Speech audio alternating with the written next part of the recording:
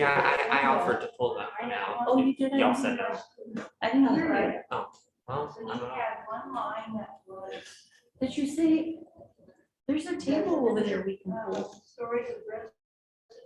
It's late? Yeah, it's 2 minutes before starting. Oh, Next time, no. I just didn't realize it until now. Well, you need to know. Oh, gosh, we Understand better. Yeah.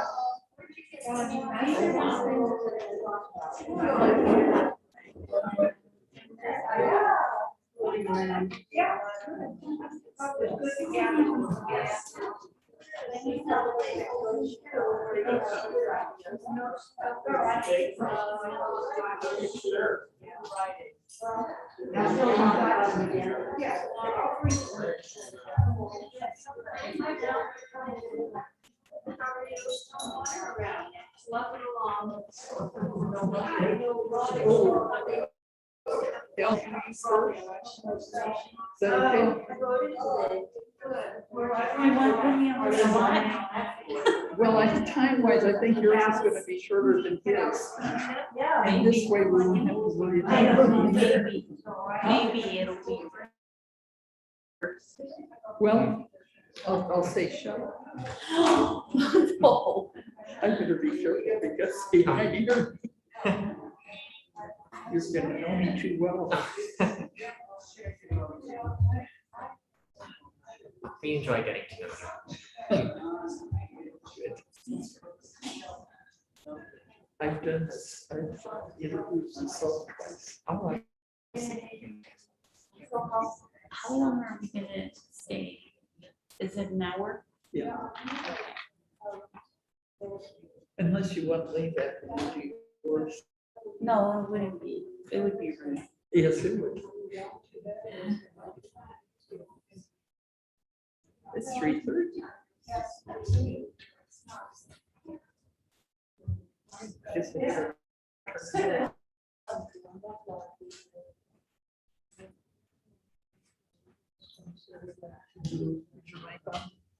I don't know. How do I know? Hello. Hello. Hello. Here, is it on? Yes, it is. Okay. Okay, well, thank you all. I'm surprised. I thought some people would be zooming napping. Anyway, thank you all for coming. And we're going to start with Elma, whom I'm sure you've met up at the front when she screened you. So let's start with you and tell us where life began for you. Oh, hi. So my name is actually Alma Dolores, and my last name is Gonzalez, but that was my great-grandfather's last name. So that was my maiden name, obviously. But I married my husband, Jose, and my last name now is Jimenez. I have a picture of both of us, and while we were at the beach. So let me go ahead and just show it to you. What now? Oh, Yeah. well, no, why don't you wait until after, because we want to keep going here. Okay. Yeah, I thought you were going to project it.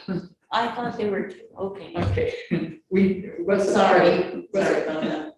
you can hold your breath and see it after. The masks, of course, are a problem, but I'm afraid I'd be fired if I take mine off, and I'm sure they would be. So if you can't hear us, please raise your hand. Yeah, because I have a hard time hearing right up here, so we take the time. Okay, so you told about where you were born. I know. And what about your family?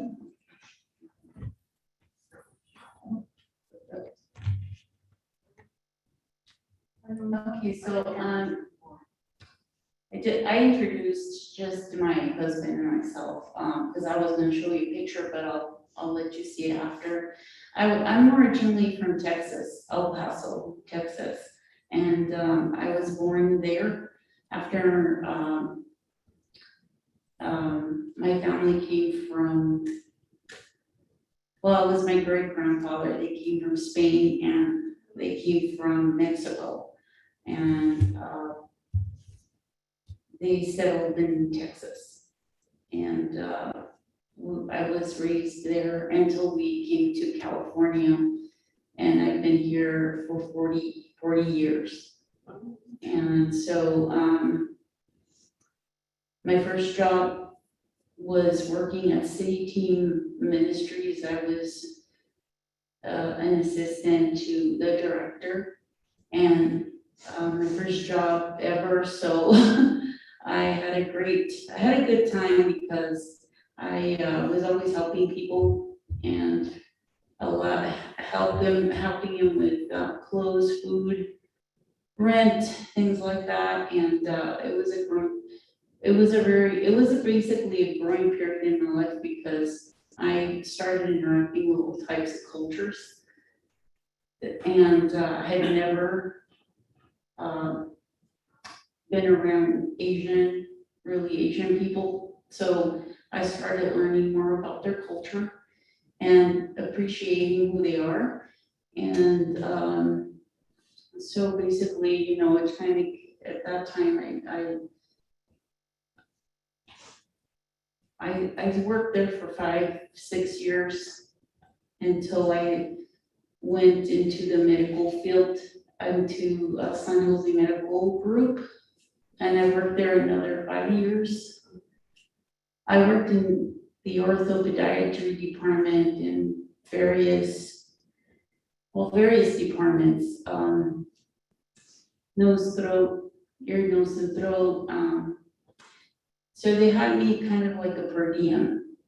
So I worked in internal medicine, in rheumatology, different places like that. And finally, after I worked there for that period of time, I was hired at Kaiser Permanente Santa Clara and worked there for the Health Information Management Department for about 8 years. And they have different departments within that department, so I worked as a cancer coordinator. And then I worked in the intake department as well, because I have to distribute and pick up and pretty much check in, check out a lot of the records for the families and for the doctors that requested it. And then I worked at Vital Records with newborns, fetal death, and regular deaths. And that, of course, was a very big change in my life because I learned, I saw death. So it was very interesting to me. But at the same time, I saw birth. So in many ways, I learned to look at life in a different way. So learn to appreciate life for what it is and to never give up and never surrender, no matter what, no matter where we're at in life, we need to keep going and always looking ahead. So then after that, I actually resigned and, but during that time when I was at Kaiser, I was also going to school to San Jose City College and then to De Anza College for my degree in labor studies, which is very interesting because I wanted to learn more about how businesses work, different businesses in the government. But then I ended up getting my my Bachelor of Science in Psychology degree at Grand Canyon University. I did that all online. Because that was, and throughout all of this, I was raising my kids, so finally they're grown up and, they're married and, I have my degree, but I never really gave up because that was one of my greatest accomplishments. That's amazing that you're, that she's doing university studies now. I think it's a good example to us. You know, you forgot one job. Which one? Which one? Something to do with dogs. Oh, okay, I quit my job at Kaiser and it was the hardest thing I did because I could have been retired already, but I'm not. And the fact is that I decided to open up like my own business. I was a dog walker, that's why I love everybody's dogs. Any challenges dog walking?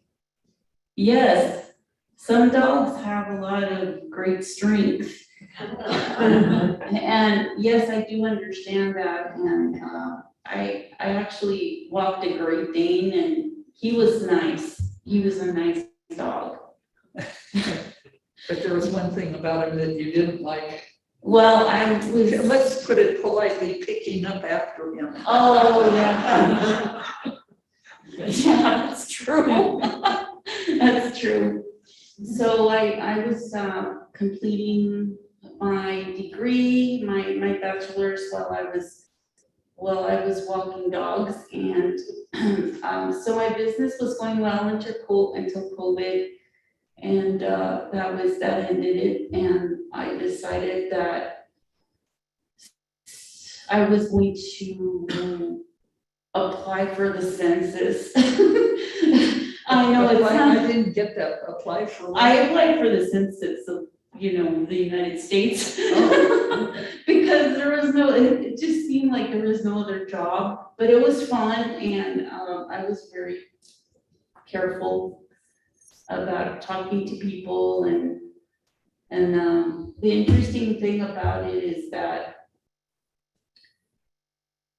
I just didn't know what to expect with COVID. It was very scary, but I felt like if I stayed inside too long, I was gonna go crazy, so I didn't stay.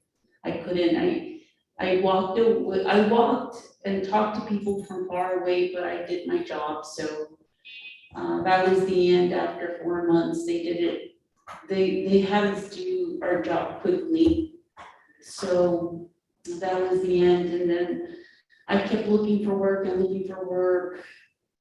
And when I say that, I mean I would submit 10 applications a day because I felt like eventually somebody was gonna call me, and then I got a call from here, from the terraces.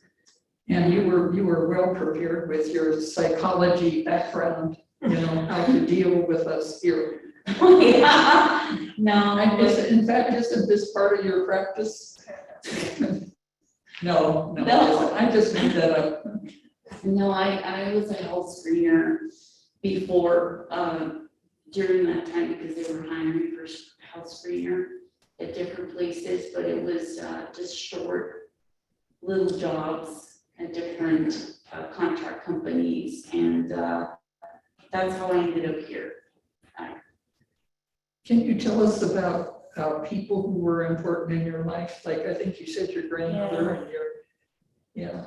So when I was about 10, 11, 12, and up to 13, my aunt, well, first of all, I grew up with 5 strong-headed women, and I think I learned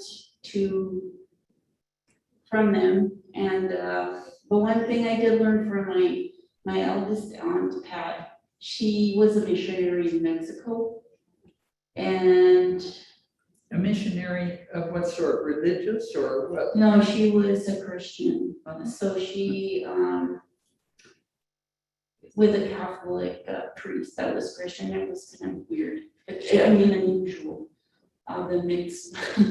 But anyways, he would he would collect a lot of food, clothing, and materials to build homes for the people that were stuck, pretty much stuck, wanting to come to the United States, but they never made it out. So they really didn't have the skills to go anywhere at that time, and I suppose found them. I don't know how that happened, but anyways, what happened is that I asked my mother if I could go with her, with my aunt, and she said, sure, and you can go. So I went, and they did a lot of, they really did a lot of cooking and a lot of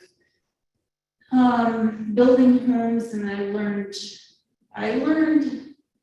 the sad part of the world. It was kind of like, it was really sad that people, don't have any hope, because we have to help each other in order to have hope. And that's how I learned to be there for people, because it was very hard for these people to do anything, to get ahead, because they didn't have the opportunity, or they weren't offered the opportunity or anything like that. So we helped them, and we gave them jobs. We helped them to help us build their house, and that helped them to have pride in what they were doing. So at the time, the Mexican government didn't really care. To help, so they allowed us to do it.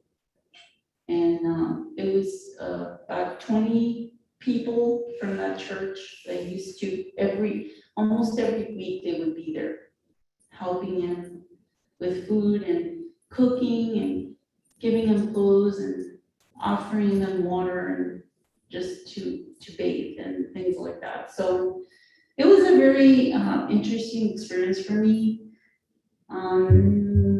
Being born here in the United States, I am highly blessed to have been born here.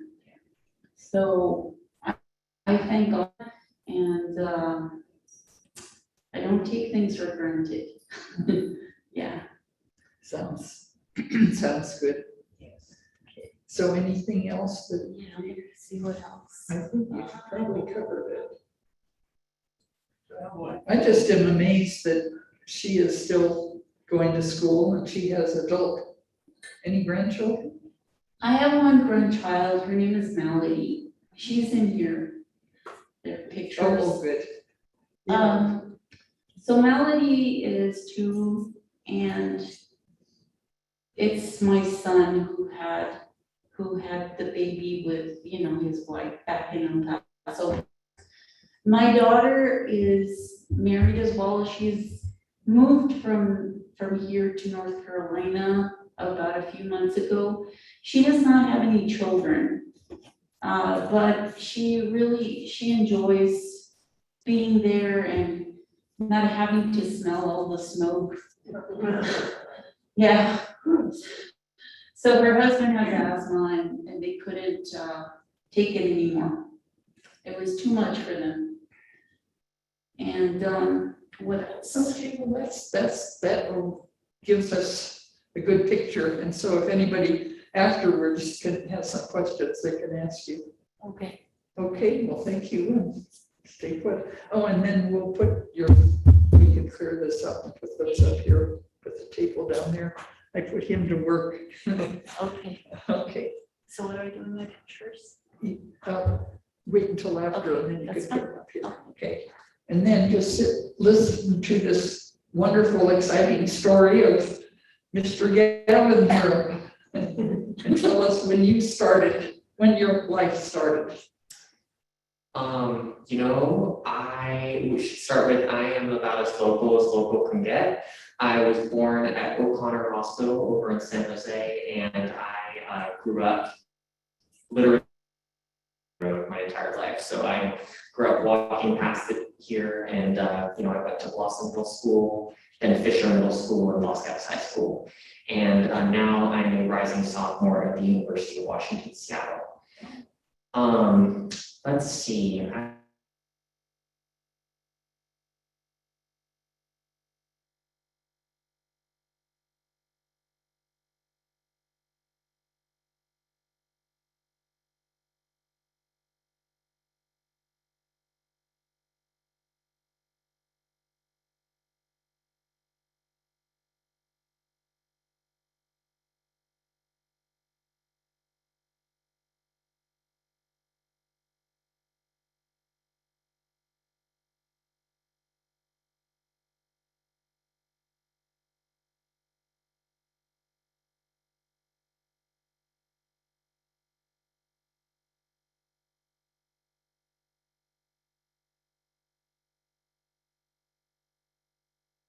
And then the next is Lauren, my older sister, who's 5 years older than me, just graduated from UCLA, and then I'm the baby.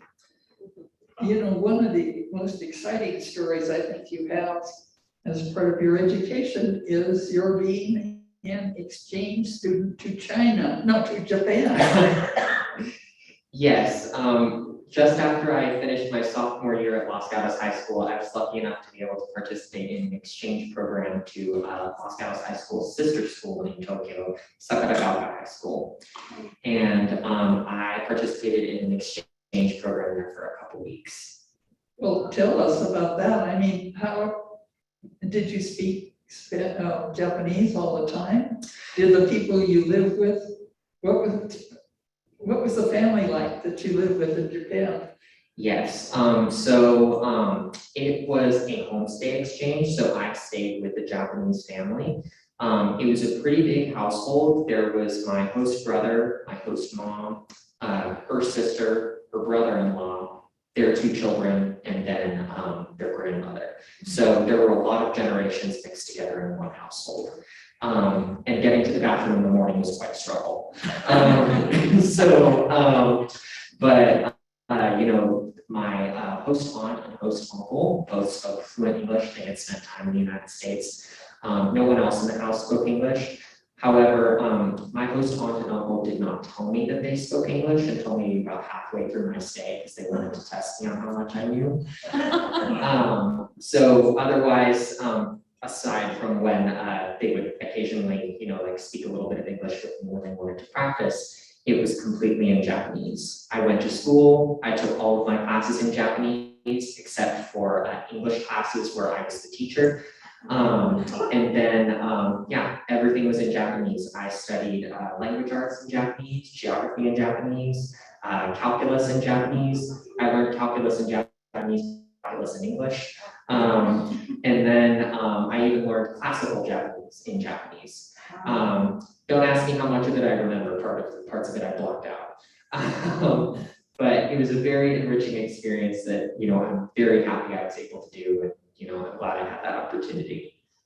And you could get reasonable grades in those subjects, even though it was in Japanese? Well, you see, that was the thing. Some subjects I struggled with particularly. I was able to get, you know, some solid grades in surprisingly classical Japanese and also language arts. Geography, I was able to do pretty well in. Math and science were quite a struggle, particularly because I already struggled with them in English. So yes, I would say the school in Japan was definitely, it was a challenge. It was a very enriching challenge, but it was a challenge. But your interest in, I guess you could say your major is international law, right? Yes, I hope to pursue a career in international law, and right now at the University of Washington, I'm double majoring in Japanese. Wow. And so the Japanese will be very handy for you. Yes, I definitely want Japan to be a part of my career, whether that be interacting with the culture, speaking the language, some form of interacting with Japan, whether that be through policy, diplomacy, self-government, but hopefully through law. But on a different line here, what jobs have you had just kind of support yourself? Yes, so. You had a local job. I did, yes, I did. Wasn't quite as local as this one right across the street, but still pretty local. So I am 19 years old. When I was in high school, I was a backer at Lenardi's supermarket over in Kings Court. And I worked there through most of my junior year and through the summer after my junior year. In addition to that formal work, I also volunteered quite a bit at the Japanese American Museum of San Jose. Oh, tell us a little more about that.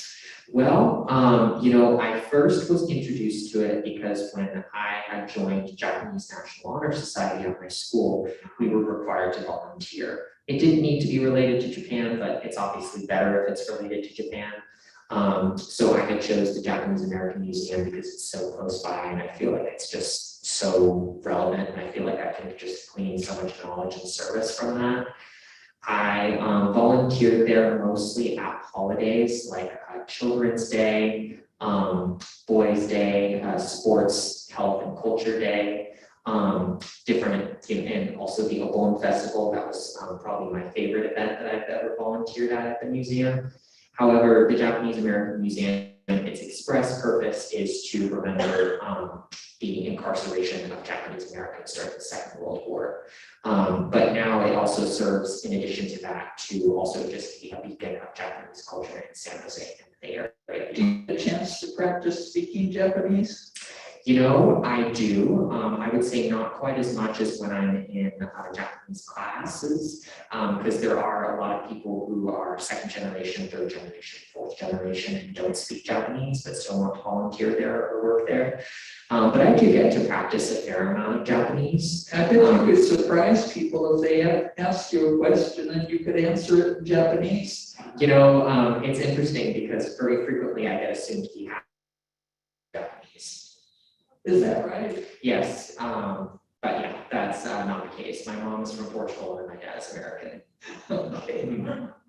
All right. Well, any other volunteer jobs? That sounds like a big enough one. That was probably, I would say that was probably the biggest volunteer job. What about other interests? Other interests, These are not scraps up here. This is artwork. These are not scraps, yeah. In my spare time, I'm very fond of reading. I'm very into historical fiction, mystery, and also anything relating to like folklore, particularly from East Asia. I'm also very fond of folding origami. Up here, I have a couple of my creations that I made out of Post-it notes. I have a swan, a crane, a butterfly, a rose, a leaf, and a hummingbird. I give most of them away as gifts. I like to make them in my spare time just because, I don't know, I find folding origami very calming and you get your own little craft out of it. Do you have any pets? I have one pet, her name is Annie. She's a Cavalier King Charles Spaniel. And she is 11 years old. We got her when she was maybe about 3 months old. And you can probably see her dragging my mom or sister through here every so often. But yes, I also have a pet rock. Okay. What do you have to add? I can't think of what else. There must be more. His life is so colorful for being 19 years old. Where did you first learn Japanese? I first started learning Japanese at Los Gatos High School. We had 3 language options, French, Spanish, and Japanese. And so I knew that I wasn't keen on taking either French or Spanish because I already speak Portuguese, which is very closely related to French and Spanish. And so I had thought, why not give Japanese a shot? It's different, but we could have fun with it. And I ended up liking it so much that I participated in a speech contest. I became an exchange student, and I just fell more and more in love with it as I've got to study more. I'm very interested in languages as a whole though. I have taught myself how to read and write Russian as well as Korean when I was in high school. I can read some Hebrew and Yiddish, but I'm not very good at writing it. I have made attempts at Greek and Thai, but I can't crack it. So yes, I am very interested in languages, but Japanese is probably the one that is I've studied the longest. Because of my abilities with Japanese, I'm able to read some Chinese, but I can barely speak anything. Wow. Did you, wasn't there something about your father that we should know? What was his position? Oh, yes. So my father, Ned Finkel, is on the board of advisors here. And, he's been on the board of advisors for quite some time. And, he's familiar with quite a few of the lovely residents here. And, his position here and also his, our close proximity being across the street was a big factor in me wanting to work here. That's what brought you here. Yeah, but in addition to that, like my family's also had very positive experiences here. Both of my grandmothers and my father's father have received treatment up at the skilled nursing facility, and they just couldn't have received better care anywhere else. So yes, So you have to behave. I do have to behave. Yes, I've got a lot of eyes on me. Okay, well, I think that gives you a good impression of who both of these people are. So if you have some questions, raise your hand or just speak out. Have you tried any musical instruments? My sister is definitely the more musically inclined one of the family. I would say for me, I took, I had to take choir when I was in middle school because it was a requirement, but I don't think I could sing very well. I know a few notes on the shamisen and also the shakuhachi, which are traditional Japanese instruments. But I probably could only play maybe 2 or 3 songs. So yeah, I am not the most musically inclined. I'm afraid I will not be able to serenade any of you. I was just gonna ask if you could demonstrate, no? I don't know, it might be a little tough on your ears. Okay. How long were you in Japan? I was there maybe about 3 weeks. Not very long. Not too long, but I went to class 6 days a week for about 8 hours a day. So yeah. Long enough.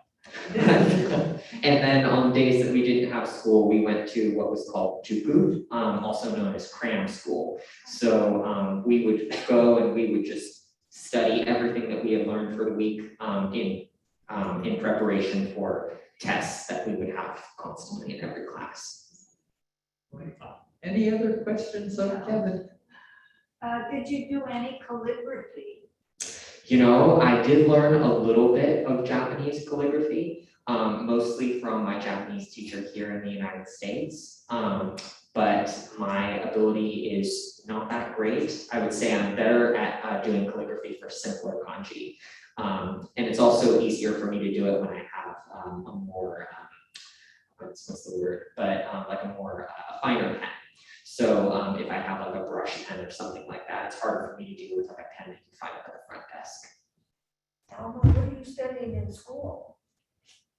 I'm actually going for my master's in business and government, because I feel like it's very important to be part of our politics.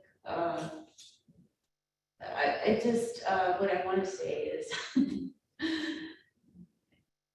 so many changes going on these days. So my interest is, does God need to want to participate in some politics in some way? I'm not saying I'm going to be I'm not going to be. Not gonna run for office? No. Run from office. Right. Though actually, I will say one thing. A few years ago, I did run for office, city of Santa Clara, for one of the seats. I did because, and I didn't really say anything before No. because I forgot. I never know what's going to come out. but I did run, and, it was very interesting. I was the only, I guess, I was the only woman, younger, at that time, I think it was about 10 years ago I did run. And, I did very well, no, I didn't win, but it was a good experience. And you get criticized quite a bit. Yeah, so very interesting. Newspapers are or just, they're very quick at trying to make stories of who the person is rather than even asking you or trying to get to know you. And I got a little tiny taste of how, and that it's not a good, I wouldn't do it again. I wouldn't do it again. Yeah, so, but I did do it because I was upset at some of the things that were going on in the city of Santa Clara where I live, and I felt like I had to do something. But I wanted, it was good because I found out how empty it is sometimes with the people, lying and saying things that they, just to get into, to say, so other people could actually believe him, and then you could get a vote from them, and it's just, kind of dirty. That's a dirty game. Now, does that surprise anyone here? I mean, I'm very, go ahead. Yeah, let's get some other questions. Can you tell us about your children? Yes, sir, I will. I would love to show you my kids.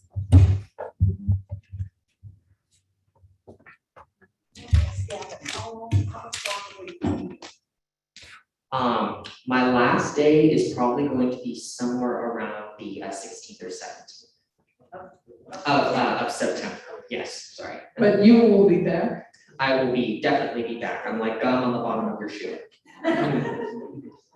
So this is me and my husband.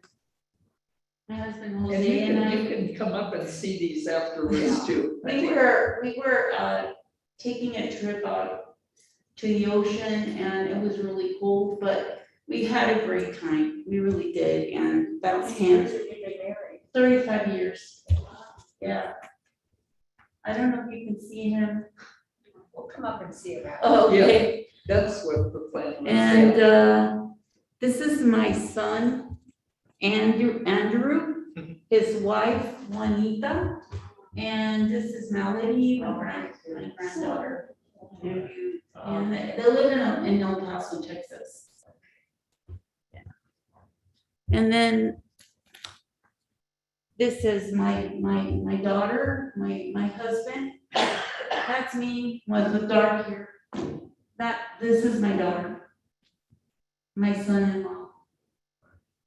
And this girl here, when I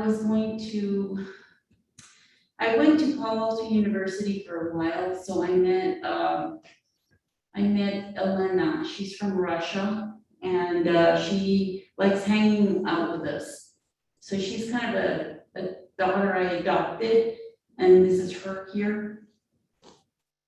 But this is where we had gone to the ballet in San Francisco. And this is my dog. My dog, Smoke, and it was cold, but he wanted to be out in the sun. And this is Smoke. It's a little grainy because I have to print him out from the computer. Yeah, he's about 20 pounds. He's a terrier mix, and I love him. I love this little guy so much. Okay, family that was around here. When we first came here, my sister-in-laws lived here, and they're the ones that actually convinced us to come down here. But now one of them moved back to Georgetown, Texas, and the other one lives in, where does she live? Saratoga. But she hardly really talks to us. I guess she's just really busy, so. occasionally. And that's all the family we have. Everybody else is pretty much my husband and his family in Odessa, Texas, and family in El Paso, San Antonio. Everybody's scattered throughout Texas. And so is my family, except for my daughter now who's in North Carolina. Yeah. Any other questions? You might have questions you want to ask about the pictures, and also come up and see Gavin's artwork up here. Yeah. So and maybe you could put the table down so they could you do that? I'll take the Yes, mic. absolutely. One thing I was just gonna say while I'm still up here is, we're so lucky to have, many different languages represented here at the terraces. If there's ever anything you would like to teach me or practice with me, please know I'm always here and I love to learn. Wow, that is, I bet that was a nice Yeah. ending comment. All right. Oh, We got the Yasu. cord. All We right. got to the cord. The cord. Okay. Do you think I should just rip off the tape? Okay. Okay, that should make it easier to put down. Let's see. Okay. Okay, come on up. All right.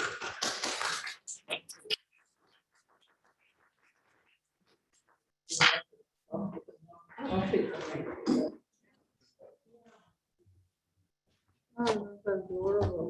Thank you. I have to actually. If you're welcome Yeah, to take them. I have to do It's this very because easy I for don't me to have make my actual pictures. That's okay. Gavin, do you ever do it in a larger form?